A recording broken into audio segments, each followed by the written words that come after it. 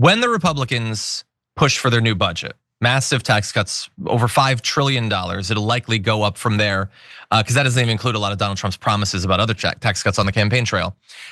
When they do that, and they're promising massive cuts to pay for a small part of it, the rest will go to the national debt. We have one good thing going for us. We already know this is wildly unpopular. And I don't just mean among Democrats, that goes without saying. And I don't just mean independents, even Republicans do not want this budget, okay?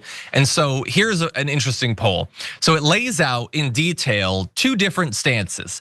Keeping funding for programs that they're talking about cutting, the same right now, and not doing tax cuts for high income households and large corporations, or you can cut the spending on these programs and you can give the money to the rich. That's the red.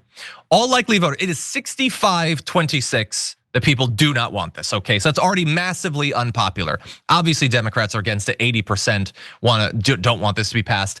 62% of independents. Independents are much more like Democrats than they are Republicans on this. But then even Republicans don't want this. Only 36% of Republicans want to make these particular compromises, if you can even call them that. Cutting all these programs that go to regular working Americans so the richest people in the country can be slightly richer. They get 1 in 3 Republicans are in favor of that.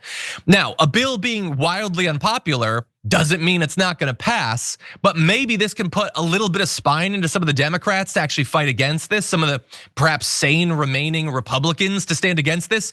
Republicans don't even want this, Francesca. Yeah, and I think more broadly, when it comes to a vision that Democrats need, the progressives need, this is why we need universal programs for all people, because ultimately in a country that's been bought by the wealthiest, they don't care because they don't use these programs, or if they have a disability, they could just pay out of pocket for their meds, They don't have real problems the way we all have real problems. They don't work a damn day in their lives, right? Those are the people that are running our government right now.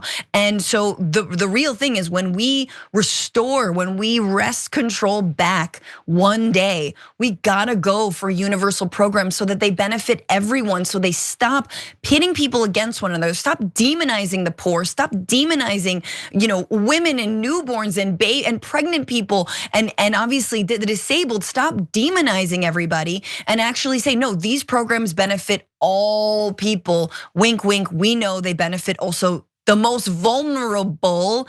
And they can't be rolled back. I mean, watch when they try to come for Social Security. They definitely will come for it. Yeah. I think we're gonna see a lot of resistance. John, I'm remembering, look, the silver lining of when Trump was elected, which you and I didn't really do this show in the beginning of Trump's years. But remember that when they tried to roll back the ACA, remember they lost town halls and remember how they lost. We need to see that fight, and I think we will.